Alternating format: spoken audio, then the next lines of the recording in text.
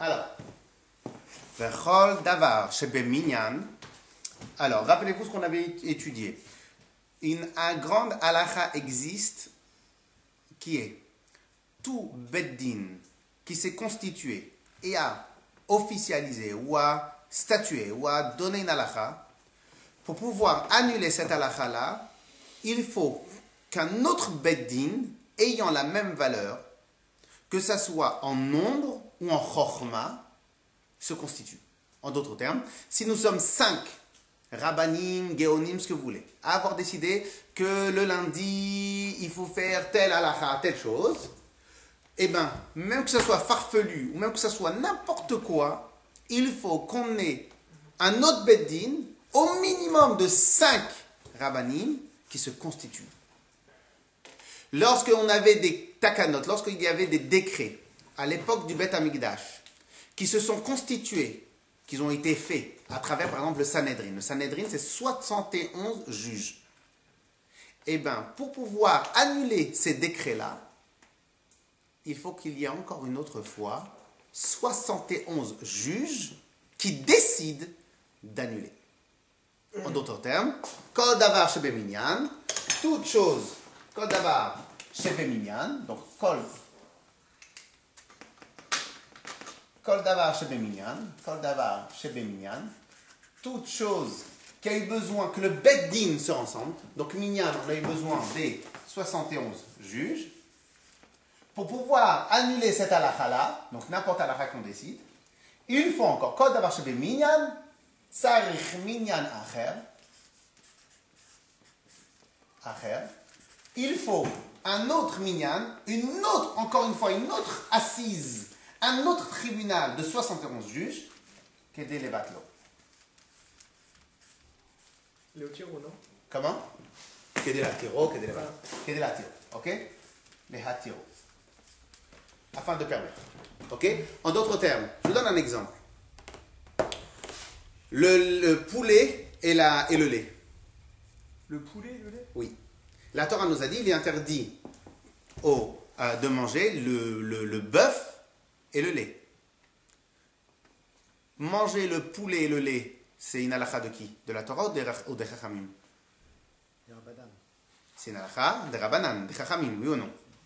Qui c'est qui a décidé de cette halakha-là? C'était 71 juges qu'à l'époque, ils ont dit, c'est trop balagan, on est obligé de faire une halakha supérieure, supplémentaire.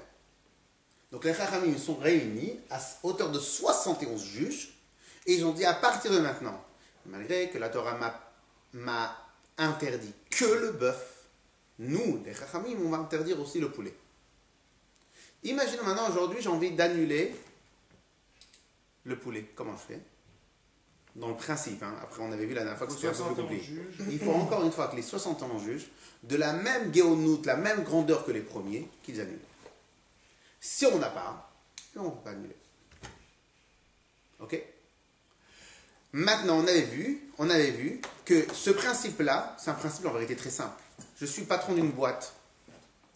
Je dis à mes employés, il est interdit de rentrer par cette porte. Imaginons maintenant que demain, je permets de rentrer dans la porte. Qui c'est qui peut leur permettre? Seulement moi. C'est toujours le premier qui a parlé, c'est le premier qui a interdit, c'est le même qui peut permettre. Si Meir ici, il interdit à ses enfants de faire une chose, moi je ne peux pas permettre à ses enfants. Imaginons maintenant que je suis un tzaddik 1000 fois plus que lui. Lui, il va voir ses enfants, il va dire, pourquoi vous vous permettez de faire quelque chose qui vous interdit? Oui, mais c'est le Rav là-bas qui m'a permis. Mais le Rav, c'est pas moi. Moi, c'est moi qui vous interdis, donc c'est moi qui dois vous permettre. Ok? C'est la règle comme ça, tout le temps. De la même manière, ici, on a la même règle. Puisque maintenant, il y a eu un certain nombre de juges qui ont interdit, il faut qu'il y ait la même composition pour pouvoir permettre. La question, elle est, d'où on apprend ça? Clair? Alors, venez, on fait dans le même. Alors, je vous ai donné une deuxième feuille avec les psukim. Vous avez les psukim?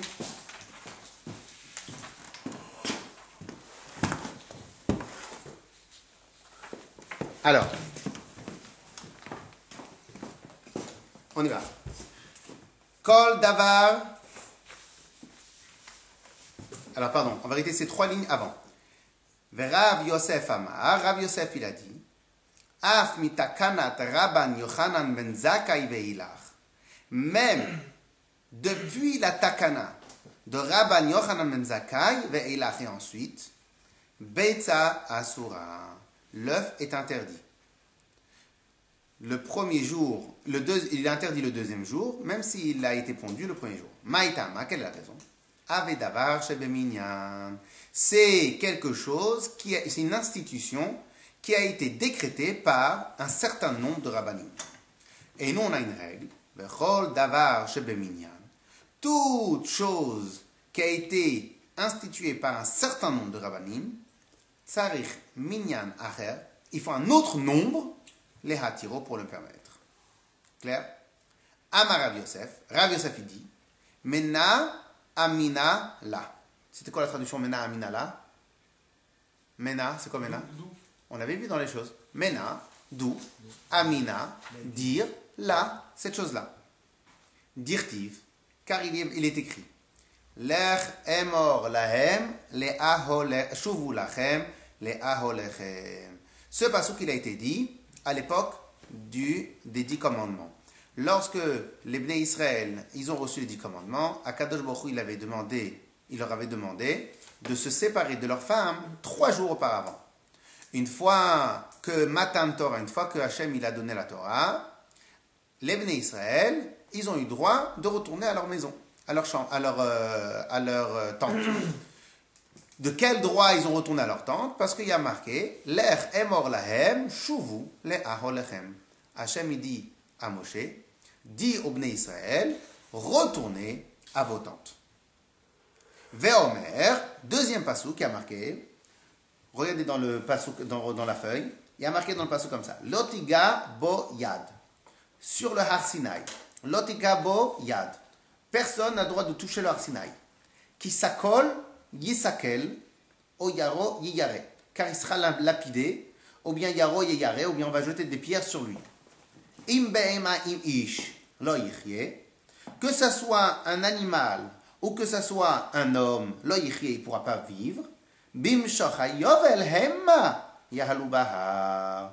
Seulement au bout du yovel, au bout de 50 ans, hemma, seulement au bout de 50 ans, yahalu bahar, on pourra monter dans la montagne. Donc, ça on va voir plus tard. On continue. Vetania, et on a enseigné. Kerem reva'i. Alors, nous on a une règle. Lorsque je plante allez, on va faire le plus simple possible. Lorsque je plante une vigne, les trois premières années de la vigne, il m'est totalement interdit de profiter des fruits de la vigne. Même si ça me donne des super beaux raisins. Comment s'appelle cette interdiction des 3 premières années? La Shemitah. Orla. Shemitah, c'est la 7e année. C'est Orla. Et c'est pour cela que les 3 premières années, on ne coupe pas les cheveux de l'enfant. C'est une des raisons pour laquelle on tient la même chose. Pourquoi? Parce qu'on considère que les 3 premières années, l'enfant ne s'est pas encore ouvert au monde. Donc il est totalement encore rattaché, comme si on pourrait dire, à la Kedusha, à Kadosh Baruch Hu. Donc c'est pour cela, puisque maintenant il est encore fermé à ses parents, il est encore fermé à tout, donc il n'a pas de mots à dire, il ne parle pas, il ne s'ouvre pas totalement. Donc en vérité, on le considère comme la Orla. Donc la 3e année, on n'aura pas droit. À partir de la 4e année, Kerem Revaï, la 4e année, qu'est-ce qu'on prend? On prend tous les fruits, toute la vigne, et on l'amène à Yerushalayim. Ok? Il y avait une takana à l'époque. Comme on va voir tout de suite. Il y avait une takana que, on avait fait le dessin à la fois, il y avait une takana à l'époque, que Yerushalayim était ici, et un jour de marche tout autour de Yerushalayim.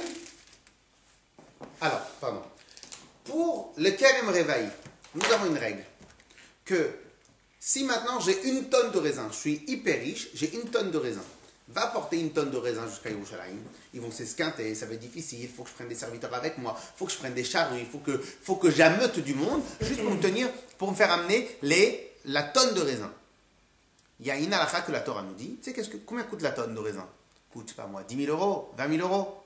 Tu me prends 20 000 euros, tu les mets dans ta poche, ça c'est plus facile à porter, tu vas à Yerushalayim, et là-bas tu dépenses 20 000 euros, à Yerushalayim, des fruits de Yerushalayim. Ok? Donc, dans le principe, j'aurai le droit de prendre tout l'argent, de prendre toute la valeur des fruits, des amener à Yerushalayim. Les Chachamim, ils ont fait une takana, que quoi? Que un jour à la ronde de Yerushalayim, il était interdit de changer les fruits en argent. Les fruits en argent. Changer les fruits. C'est-à-dire, si tu habitais là, tu étais obligé d'amener les fruits. Si tu habitais là, tu étais obligé d'amener les fruits. Si tu habitais là, tu pouvais changer les fruits en argent et tu les amenais au Yerushalayim. Ok? Pourquoi? Pourquoi ils ont fait cette takana-là, Yosef? Bah, pour éviter, comme tu dis, pour éviter de fatiguer. Non. Oui, non. La Torah, elle a dit ça. Pourquoi ils ont fait que un jour, tout autour d'Yerushalayim, on n'a pas le droit de changer en argent? Parce que sinon, quand tu arrives à Yerushalayim, tous les fruits et tout le Yerushalayim n'allaient pas être décorés. Pourquoi? Parce que qu'est-ce qui est plus facile? Prendre l'argent. Donc, qu'est-ce qu'ils ont dit les Chachamim? Ils ont dit afin que Yerushalayim soit toujours rempli de fruits, rempli tous les marchands, ils ont toujours quelque chose à vendre, quelque chose rempli. Donc, les Chachamim ont dit un jour de marche, il m'est interdit de l'échanger en de l'argent. Ok? Très bien. Alors, regardez, on va faire dans les Vetania, et on a enseigné. Kerem Revaï. Une vignoble de la 4e année. Aya ole l'Yerushalayim, ma'alech yom. Tout ce qui était vignoble, alors il y en a qui disent vignoble, il y en a qui disent fruits, tout ce qui était vignoble, Aya ole l'Yerushalayim, ma'alech yom echad dechol tzad. À un jour de marche à la ronde, on devait ramener les fruits à Yerushalayim. Vezohi truma. Et ça, c'était à peu près la délimitation. Eilat minatzafon. Donc, Eilat, c'est pas le vrai Eilat. Bon. Eilat, ici. Atzafon, donc au nord. Pardon. Eilat. Ensuite, Akravat minadarom. Il y avait une ville qui s'appelait Akravat. Donc, si tu habitais après Akravat, tu pouvais ramener l'argent. Si tu habitais avant Akravat, tu es obligé de ramener les fruits. Loud, minama arav. Loud. Si tu habitais après Loud, tu es obligé de ramener les fruits. Tu pouvais ramener l'argent. Avant Loud, tu es obligé. Mais Yarden une Mizrach. Et ici, il y avait le Yarden. Très bien. Ok. Ve'amaroula. Et Oula, il disait, Ve'itema. Rabba Babar Chana, c'est quoi Veitema?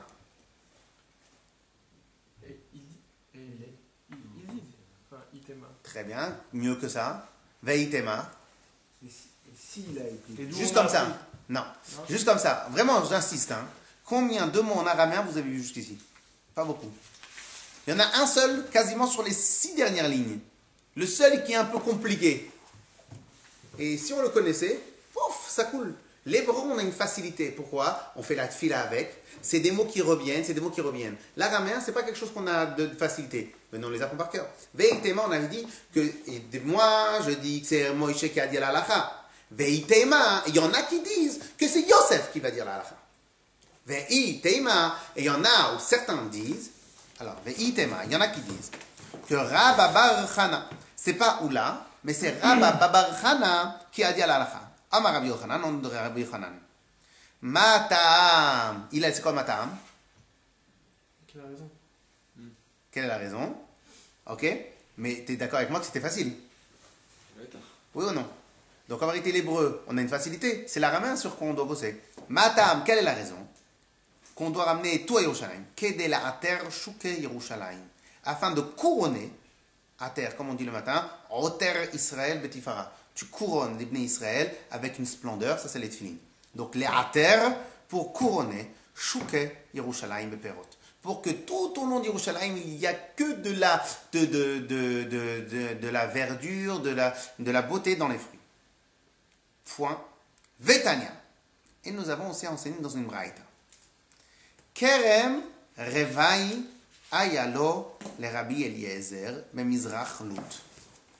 Rabbi Eliezer, il avait un peu ici. Rabbi Eliezer, il avait un champ de vigne. Mais Rabbi Eliezer, il était fatigué. Betzat Kfar Tabi. Ou Bikesh, et qu'est-ce qu'il a voulu faire Rabbi Eliezer? Ou Bikesh, il a voulu les afkiro la'ani. Qu'est-ce qu'il s'est dit? Il s'est dit comme ça. Moi, l'amener, je suis trop fatigué. Qu'est-ce que je vais faire? Juste avant le moment où je dois amener les fruits à Yerushalayim, je vais dire à tous ceux qui sont là, je rends Efker, j'abandonne ma vigne. Elle ne m'appartient plus. Les pauvres vont venir et vont vouloir le prendre. Je leur dis, ah, vous voulez prendre? Pas de souci. Il faut monter à Yerushalayim. Les pauvres, eux, qu'est-ce qu'ils disent? Je vais gagner et des fruits gratuits, et en plus je vais aller à Yerushalayim. Ils venaient, ils allaient à Yerushalayim. Pourquoi il était obligé de faire ce stratagème-là? Parce que les Chachamim l'ont obligé d'amener les fruits et lui, il est fatigué, il est vieux. Ah, si les Chachamim lui avaient dit, prends l'argent et va-t'en à Yerushalayim, lui, il va faire la mitzvah. Mais là, c'était trop compliqué. Il a voulu le laisser aux pauvres pour que les pauvres l'amènent à Yerushalayim. Amrou lo talmidav. Ses élèves à Rabbi Eliezer lui ont dit, Rabbi, Gvar nimnu alecha chavrecha. Tes amis se sont déjà constitués beddin, ve'itiruhu, et ils l'ont permis. Et ils ont permis de monter à Yerushalayim avec l'argent. Point. Qu'est-ce qu'on déduit de là? Qu'est-ce qu'on déduit de là? Je répète la phrase. Les élèves de Rabbi Eliezer, ils disent à Rabbi Eliezer, Rabbi, pourquoi tu rends Efker la Kerem Revaï? Tes amis, ils se sont déjà constitués Beddin pour te permettre de l'amener à Yerushalayim, l'argent. Qu'est-ce qu'on déduit de là? On a dit là. On déduit de là que pour pouvoir annuler la takana première, la première institution, il fallait avoir un autre minyan de Rabbanim. Ok? Je reprends les mots. Amrou lo talmidav, ses élèves lui ont dit, Rabbi, kvar nimnu alecha, nimnu, là c'est la même racine que minyan, ils se sont déjà mis en nombre sur toi, chavrecha tes amis, veitiruhu, et ils l'ont permis. De là on voit une preuve que kol davar shebeminyan, toute chose qui provient, toute chose qui a été sujet avec 71 juges, et donc c'est ce qu'ils lui disent. On a eu des amis, ils se sont mis encore en bedin, en colloque, et on dit, allez, cette institution de limiter Yerushalayim à un jour de marche, on l'a annulée. Donc au final, même si tu habites à 1 mètre de Yerushalayim, tu as le droit de venir prendre l'argent et l'amener en Yerushalayim. Ok? On pose la question dans la Gemara, Man chavrecha, c'est qui tes amis? Eh bien, tes amis, c'est Rabban Yochanan ben Zakkai. C'est Rabbi Yochanan ben Zakkai, que lui et son Beddin, ils ont annulé la première takana. Tama, de là je déduis, pourquoi la takana elle s'est annulée? Tama, la raison elle est des nimnu, parce qu'ils se sont rassemblés, ils se sont ils se sont rassemblés. Halon nimnu, s'ils ne se sont pas rassemblés, lo non. Claire la halakha? Claire la halakha? Ok.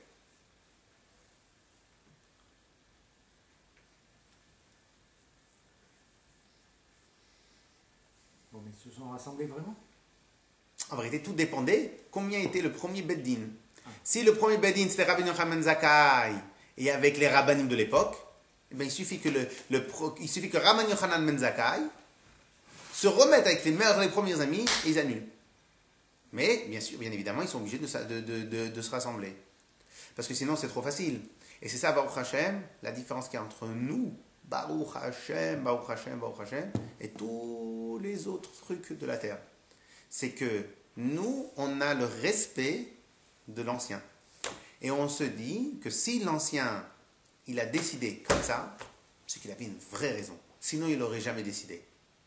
De plus, on ne se dit pas, Dieu préserve que l'ancien, il a décidé parce qu'il avait du pouvoir à avoir. Parce que sinon, qu'est-ce qu'on fait? On va faire, ah, ceux-là, c'est parce qu'ils sont corrompus. Nous, on va faire un autre courant.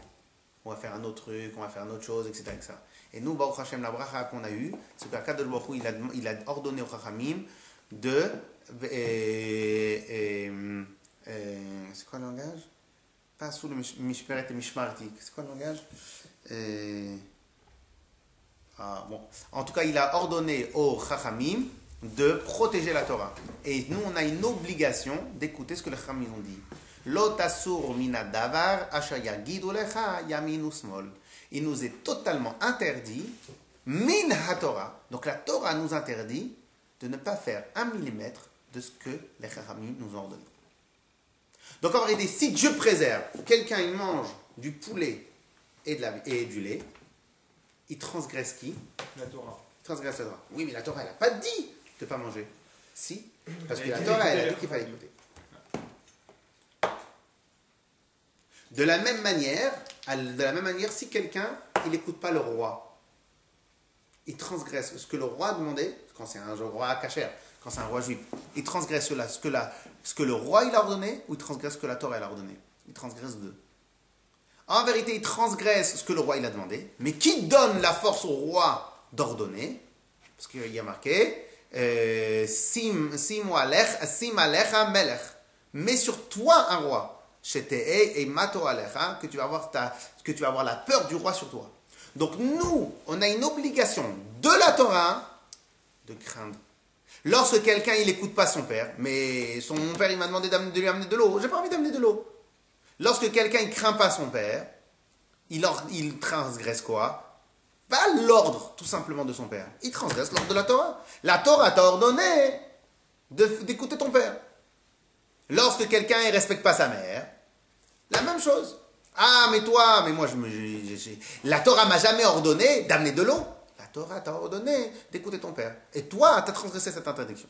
Okay? Donc, en vérité, nous avons une obligation de... Mais le problème, c'est quoi hein?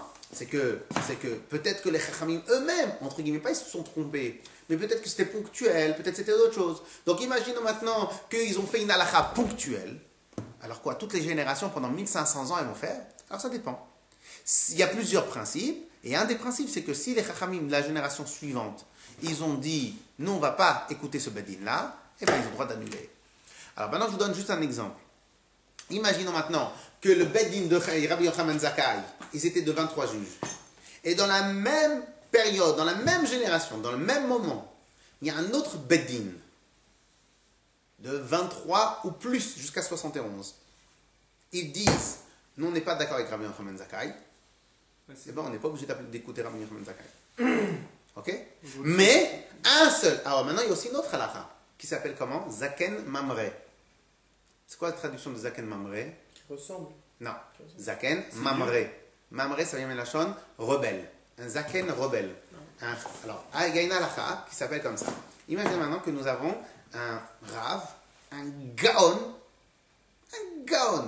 Il connaît toute la Torah par cœur et il balade tout le monde. À l'époque, Rabbi Meir Balanes, il baladait tout le monde. Dans la Yeshiva, il baladait tout le monde. Il n'y a personne qui arrivait à le tenir. Imaginons que Rabbi Meir Balanes, il pique une crise de nerfs.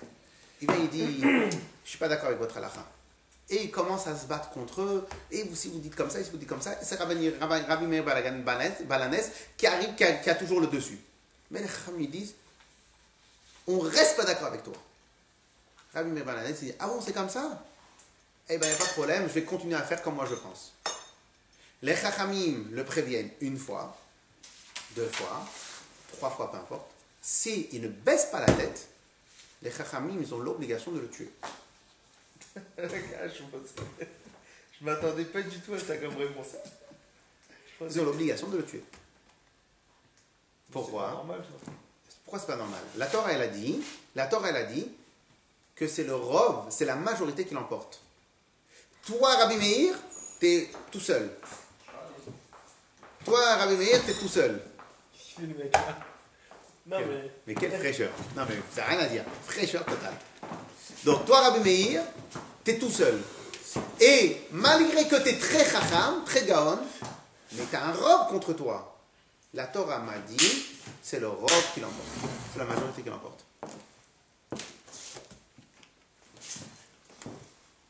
C'est la majorité qui l'emporte. Clair? Donc si maintenant un zaken, un vieux, un gaon, et bien il dit, je suis pas d'accord avec les chachamim, quel est le din? C'est lui qui a tort. Ok? Pourquoi? Parce que sinon c'est trop facile. Et la preuve, c'est que les autres courants, les autres gens qui parlent, qui disent qu'ils ont des religions, qu'est-ce qu'ils disent eux? Et bien en vérité, chacun, il a le droit de remettre totalement en cause l'autre. Qu'est-ce qu'ils font? C'est qu'au final, personne n'est d'accord avec personne. Ils sont tous en bagarre entre eux. Pourquoi? Parce qu'ils n'ont aucune législation.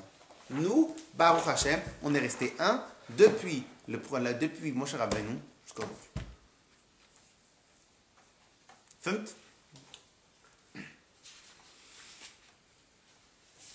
Alors maintenant, il y en a qui disent, mais peut-être que les Chachamim, ils faisaient ça pour abus de pouvoir, entre guillemets. Une fois, il a posé la question. Il a dit, mais ça on ne peut pas dire pourquoi. Parce qu'abus de pouvoir, c'est lorsque moi je dis, fais ce que je dis, mais ne fais pas ce que je fais. Mais les Chachamim, eux, ils faisaient plus que ce qu'ils ordonnaient. Quand ils disaient à quelqu'un, bon, moi je pense que la halakha est comme ça, pour eux, ils faisaient pire. Donc en vérité, eux, ce qu'ils ont décidé, c'était vraiment pour le peuple. C'était ce qui était le plus émet pour le peuple. Et lorsque quelque chose, il est décidé parce que c'est émet, ça tient. Ok? Allez, on continue. Alors maintenant, tout à l'heure, je vous ai dit que le principe qu'on a toujours besoin du même beddin ou d'un beddin aussi compétent pour annuler, ça c'est à l'époque, ça c'est pour la Gemara et pour la Halacha. Mais en vérité, tout à l'heure, je vous avais dit que ça marche aussi pour un patron. Si le patron il dit, ici vous ne mettez pas, il y a un des employés qui dit, ouais mais là, ça fait 2 jours, c'est permis. Le patron, au bout de 2 jours, il arrive, il vient, il dit, qui c'est qui vous a permis de vous mettre là? Mais c'est l'autre. Mais qui c'est qui vous l'interdit? C'est l'autre qui vous l'interdit ou c'est moi qui l'ai interdit? C'est moi qui l'ai interdit. Donc il fallait que ce soit moi qui permette. Cette règle-là, c'est une règle universelle. Alors maintenant, on va voir tout de suite qu'on va avoir la même règle. On va la voir dans la Torah. La même règle, on va la voir dans Midoraita et Miderabanan. Alors regardez. À l'époque, lorsque les Bnei Israël, on a reçu la Torah, comme je vous ai dit tout à l'heure, Hachem, il avait dit Atik Geshu Elisha. On avait l'obligation de se séparer de nos femmes 3 jours avant Matan Torah. Lorsque Matan Torah est passé, Hachem, il a dit retournez à vos tentes. Pourquoi Hachem, il a besoin de dire retournez à vos tentes? Pourquoi on n'y serait pas retourné? Parce qu'il a dit séparez-vous de vos femmes. Parce qu'il a le même principe. Comme Dieu, il a dit séparez-vous, alors c'est Dieu qui a parlé. Il faut que ce soit Dieu qui permette. C'est pour ça qu'il a dit l'air de vous. Hein? Il a permis de revenir. Et si maintenant ça avait été quelqu'un d'autre, ça n'aurait pas été permis. Ok. Il lui a donné une date. Hazak, pas Mais mal. il a dit 3 jours. Bah oui. Pas mal. Bah oui, donc finalement il n'avait pas besoin de dire retourne à votre temps. Hazak. Ben, tu vois, tu as déjà compris la suite de la Gemara. Vas-y, on continue. Bah oui. Non, c'est pas ça. Si. Vas-y. Vas-y, on va voir. Mieux que Il a dit partez pendant 3 jours. Mieux que le PSG. Non, mieux que le Qatar. C'est oublié. Qu'ils ont donné 500 millions au Hamas pour pouvoir jeter des scouts sur Israël. Allez.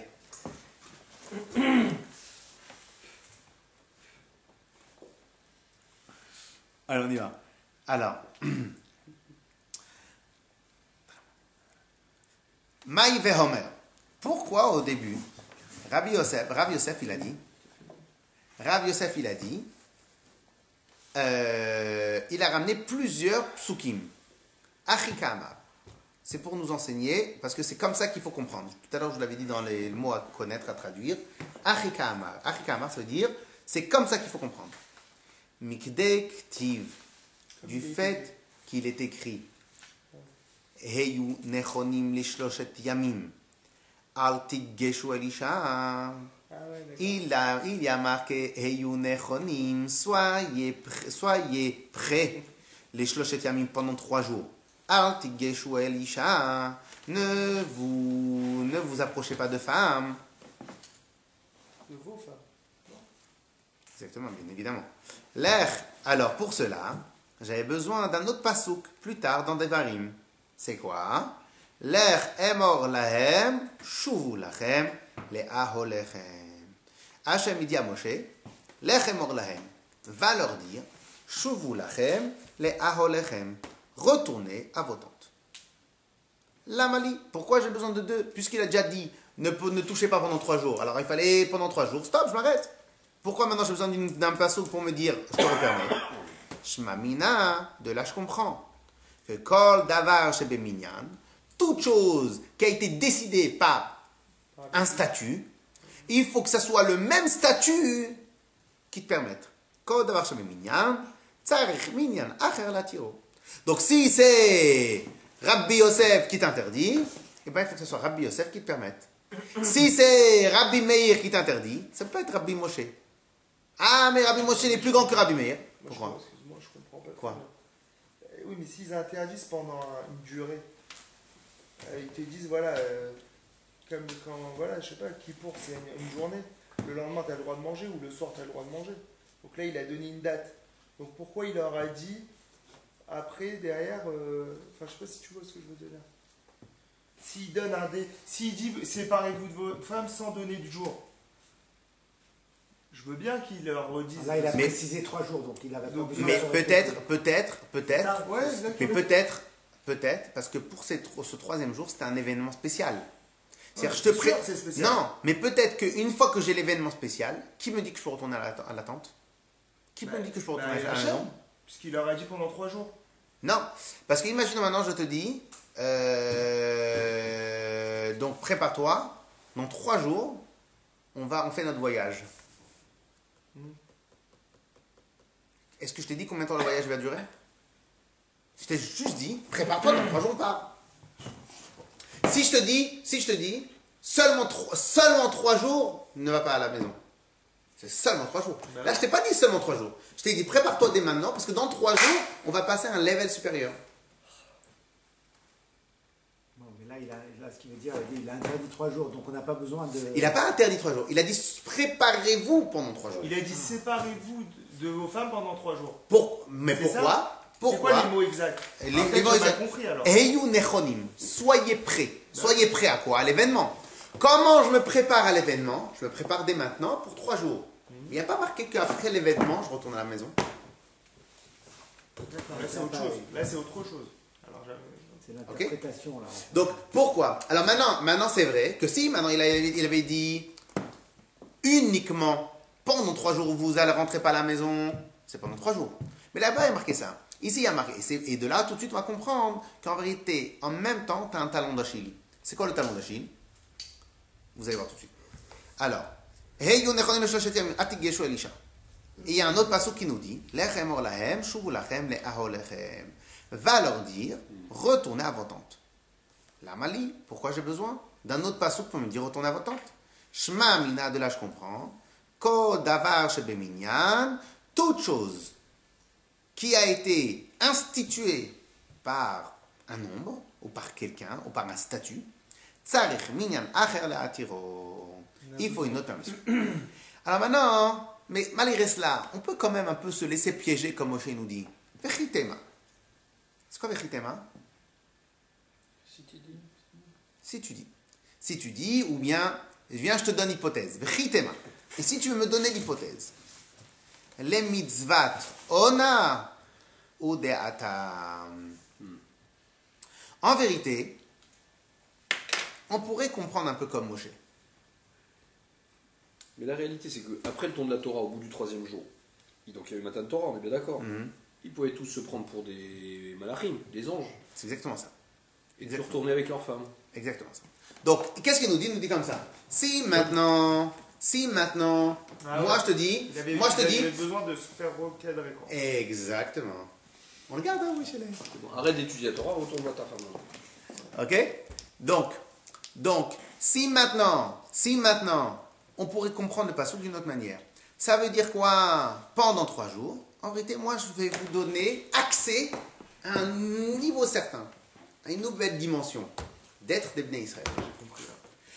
Ah, mais une fois que vous êtes arrivé au Bnei Israël, moi, je vous avais dit pendant 3 jours.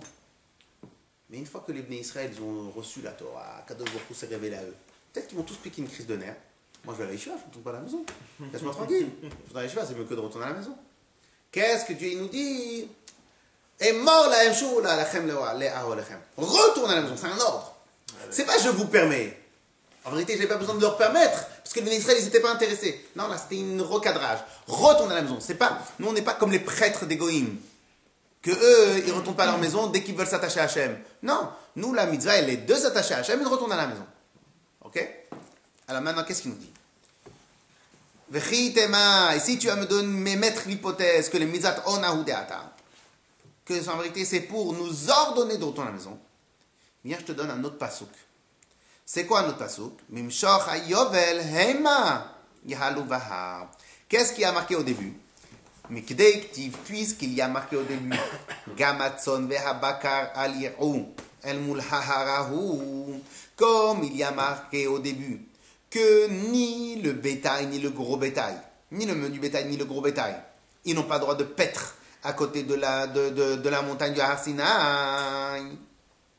Donc, Bimshoch hayovel lamali.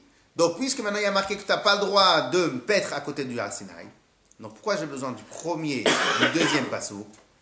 Justement pour me dire, tu n'as pas le droit pendant 50 ans. Mais au bout de 50 ans, tu as le droit. La malish mamina, de là j'apprends que puisque le premier passo qui m'interdit, j'ai besoin d'un autre passo pour permettre. Davar shebe minyan tzach minyan acher le'atiro. J'ai besoin d'un autre minyan pour le permettre. Ok? Très bien. Donc nous avons 2 psukim, un pasouk qui nous dit, en vérité nous avons 2 grands principes, un grand principe, mais ce grand principe pour l'instant on l'a vu que dans la Torah. C'est quoi? C'est lorsque Dieu il nous dit un ordre, j'ai besoin d'un autre ordre pour pouvoir me permettre. Lorsque Dieu me dit un ordre, j'ai besoin d'un autre ordre. Peut-être on va dire, ok, mais ça c'est vraiment parce que c'est Dieu qui apparaît. Donc tellement je tremble, donc j'attends que Hachem me donne un contre-ordre. Mais imaginons maintenant, ce n'est pas Dieu qui me donne l'ordre. C'est le Chachamim. Peut-être qu'en vérité, j'ai l'ordre, et après, je peux me permettre de me l'annuler quand je le sens, l'histoire de l'annuler. Il y en a des fois qui vont dire, bon, ce qu'il voulait dire, c'était pour l'époque. Non, non, non, vous savez que même dans la halakha, on ne peut pas se dire, ce qu'on voulait, c'est pour l'époque. Pour pouvoir se permettre une halakha qui était digne que de l'époque, on a besoin d'un rav qui nous dit, tu as le droit. Mais il y a des halachot qui ont été, je vous donne un exemple, Netilat Yadayim, c'était une halakha qui était faite spécialement pour l'époque du Beth Amikdash. Aujourd'hui, une des plus grandes segoulas, une des plus grandes, pas une des plus grandes, il y a marqué que faire un bon Netilat Yadayim, c'est une segoula pour la richesse. Ça nous aide à être riche. Mais je n'ai pas compris, c'est quelque chose qui était lié avec le Beth Amikdash. Et maintenant, c'est encore d'actualité. Pas seulement que c'est d'actualité, c'est qu'en plus, ça nous aide à devenir riche. Ok? Donc on voit bien que malgré que c'était quelque chose de l'époque, tant que j'ai pas un rave qui me l'a permis, j'ai pas le droit. Ok? Alors d'où je sais que ça marche pas seulement pour la Torah, mais que ça marche aussi pour les choses des Rabbanan. Vechitema hanemile. Alors maintenant, regardez, messieurs. Vechitema.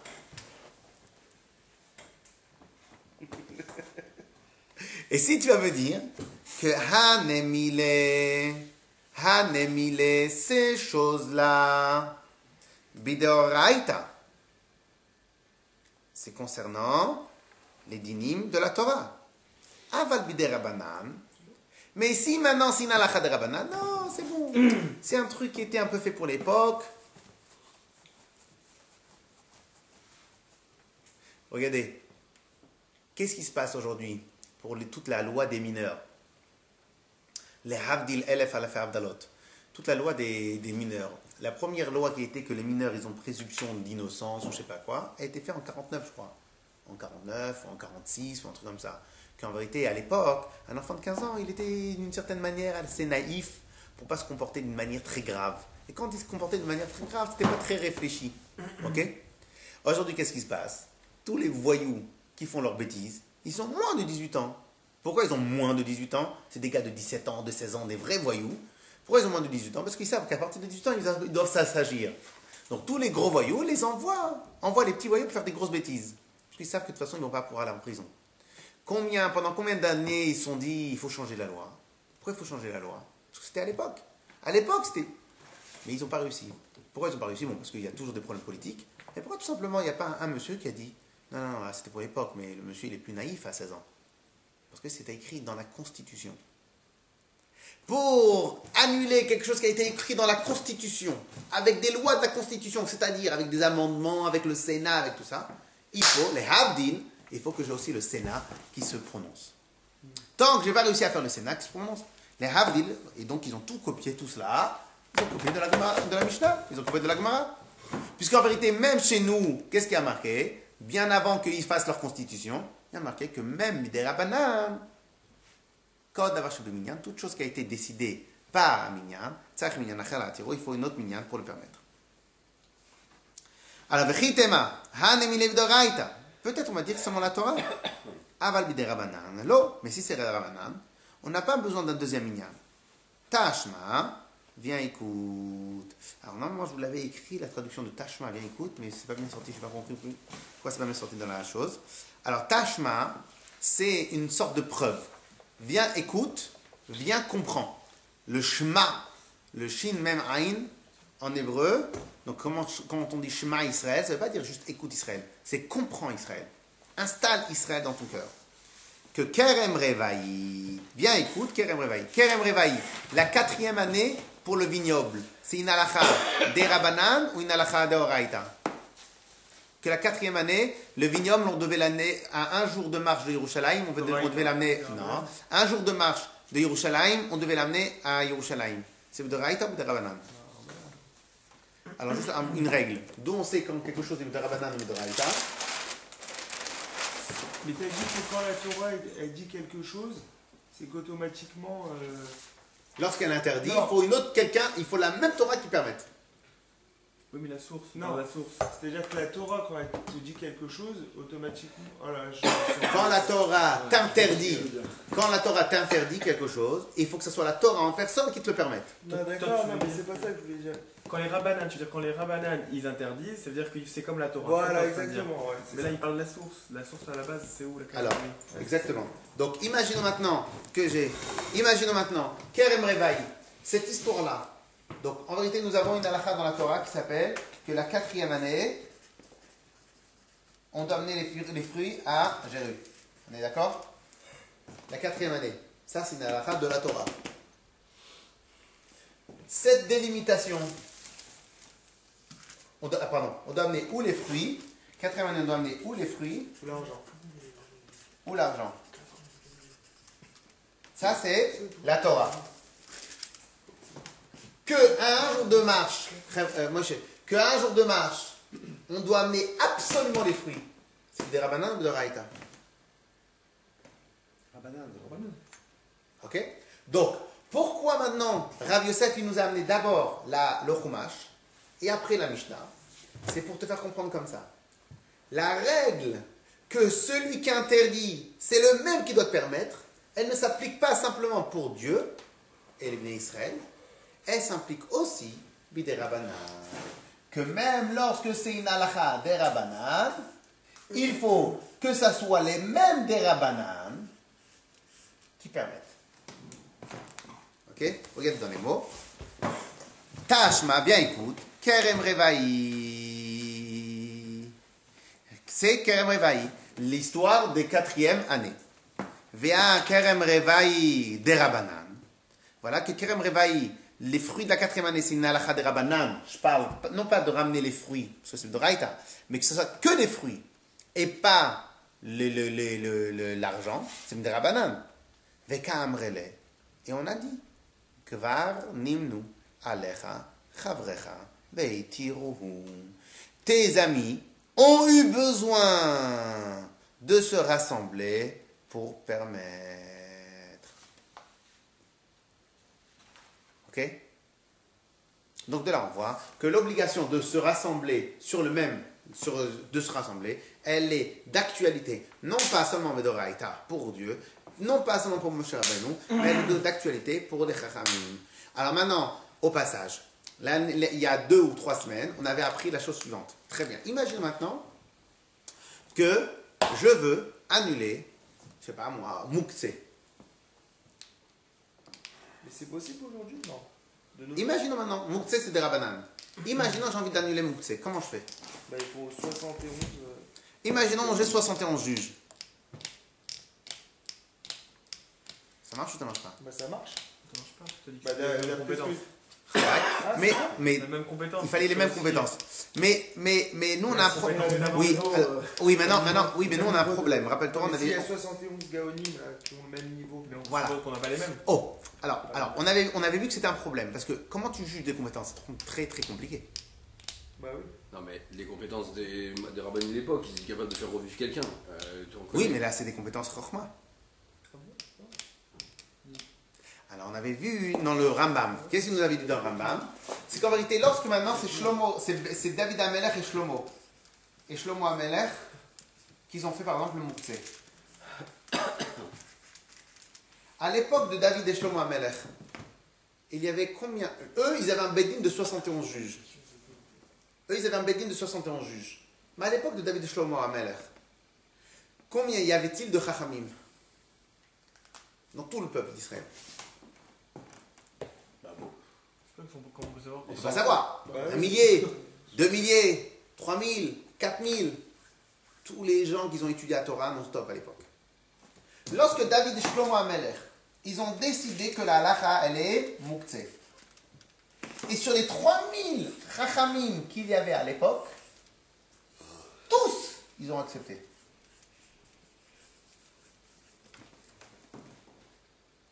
Cela veut dire que quelque part, pour pouvoir annuler une halakha qui a été acceptée par tous les ministères de l'époque, il faudrait avoir l'accord de tous les ministères de notre époque.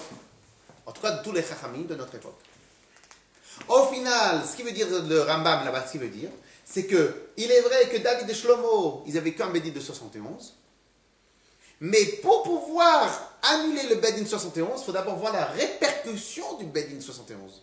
Si le Bedin des 71, il a été accepté, la halakha a été acceptée par les 3000 juges, 3000 rabbanim de l'époque, donc en vérité, ce n'est pas que 71 qu'il faut faire, c'est 3000, 4000. Alors maintenant, où on voit ça? D'où on voit cela? Imaginons maintenant, il y a eu plusieurs halakhot, je n'ai pas les exemples en tête, il y a eu plusieurs halakhot, qu'une fois qu'ils ont été donnés, une fois qu'ils ont été institués, ça ne rentrait pas dans l'air du temps, et donc les Bnei Israël, ils n'ont pas accepté. Les rabbanim n'ont pas réussi à le faire accepter au peuple. Et ça n'a pas tenu. Eh bien, ces halakhot-là, elles sont tombées de la Constitution. Pourquoi elles sont tombées de la Constitution? Parce que cela veut dire, pourquoi? Après plusieurs temps. Parce qu'en vérité, cela veut dire que les 71 juges, ils étaient tout seuls. Puisqu'au final, personne ne l'a accepté. Comme ils étaient tout seuls, il suffit qu'il y ait un autre Beddin, une génération après, ou même dans leur même époque, 71 juges qui se disent, on n'est pas d'accord avec cette halakha, et cette halakha est saute. Attends, t'es en train de dire qu'il y a des choses que nous on a perdues?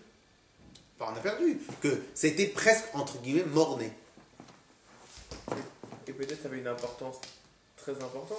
C'est pas perdu, puisqu'on on les a encore dans la halakha, on les a encore dans la Gemara, en tant que patrimoine, en tant qu'étude, en tant que chose, mais elles n'ont pas perduré dans le temps. Je n'ai pas en tête, mais il y en a plusieurs comme ça. Pourquoi? Parce qu'au bout d'une génération, on a vu que la chose n'allait pas coller. En vérité, vous savez qu'une des règles de la halakha, je vous l'avais déjà expliqué, mais je vais le réexpliquer. Pourquoi la Torah a choisi le rov comme base de réflexion, la majorité? Parce que le message il ne pourra jamais bouger avec l'Europe. C'est-à-dire que. Presque, c'est pas ça. Il passe mieux, quoi. Non, ça c'est de la politique. Ben, l'Europe, si je le dis à tout le monde, il y aura toujours quelqu'un qui va pouvoir, qui ne pourra, si jamais quelqu'un veut bouger, veut changer son c'est une opinion, règle. il y a toujours Parce que quelqu'un le socle est plus puissant, toi tu veux dire. parce que ce sera Le- immuable. Pourquoi? Parce que le socle il est plus puissant, parce qu'il y a une majorité. Alors c'est pas ça la svara. C'est pas ça la svara. Pourquoi maintenant on a besoin de passer par un rov, par une majorité? Tu veux dire On n'est comme pas moi dans la- avec d'autres mots. Hein? Tu veux dire comme moi avec d'autres mots. On n'est pas dans la politique. C'est-à-dire qu'on a besoin de pouvoir, on a besoin de puissance. C'est pas ça la logique du rov dans la Torah. C'est l'unité. La majorité représente l'unité de pensée. Pourquoi pas, mais c'est pas exactement les mots que j'aurais utilisés. Non, ça je vous le dis officiel. Lui, je lui dis, je suis pas d'accord avec C'est lui. ma Torah. Vas-y là. Parce qu'en vérité, imaginons maintenant, moi je suis un génie. Mais j'ai ma manière à moi de penser.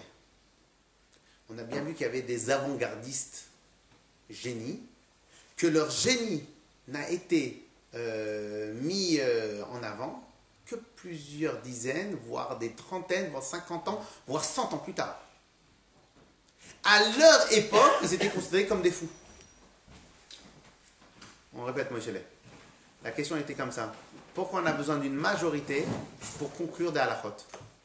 Pourquoi les halachot ne peut pas être sur une minorité de génie? Nous sommes 71, mais en vérité, moi, mon copain et mon petit copain, on les balade tous. Ça peut exister des génies. On les balade tous, et en vérité, on devrait faire la halakha comme les trois génies. Pourquoi on fait pas comme les trois génies? On fait dafka sur le rov. Sur la majorité. Alors, je réponds. La vraie question, c'est pourquoi autant de juges, surtout. Non, Je pense. ça, autant de juges, je ne me rappelle plus exactement, mais en vérité, c'était comme à l'époque du Sanhedrin Pas autant. de Moshe Rabbeinu. À l'époque du Sanhedrin de Moshe Rabbeinu, quand Yitro, il a demandé à Moshe Rabbeinu de lui choisir les juges, au final, ça s'est passé qu'on était 71. Ah, d'accord. Ok. Donc ça, c'est comme, donc nous, on doit être comme à l'époque de Moshe Rabbeinu. Ok, puisque tous les Beddin se substituent au Beddin de Moshe Rabbeinu. D'accord. Ok. Mais attention, on n'a pas l'obligation des 71 pour tout le temps. À tel point que si maintenant on a un problème, on doit juger si quelqu'un il est chayav mita ou pas, il est digne de la peine de mort, on peut très bien le juger à 23 juges. Les 71 vont être vraiment utiles pour certaines halachot, ou par exemple pour Egla Rufa, ou pour la décapitation de la génisse, etc. Il y a mais on n'a pas vraiment l'obligation des 71 tout le temps. Ok. Alors maintenant je reviens à la question, pourquoi on a besoin du rov? Vous savez pourquoi? Alors je répète. Imagine maintenant que je suis un super génie et que je prends dans la petite poche tous les rabbinim. Ok? Très bien. Il y en aurait combien sur terre comme moi? Pas beaucoup. La Torah, elle a été donnée pour se fondre dans la majorité des gens ou pour se fondre dans une élite? La Torah, elle a été faite pour vivre à travers la majorité des gens. Très bien. Puisque c'est ça la logique de la Torah, moi tout seul, je ne peux pas connaître ce qui est vraiment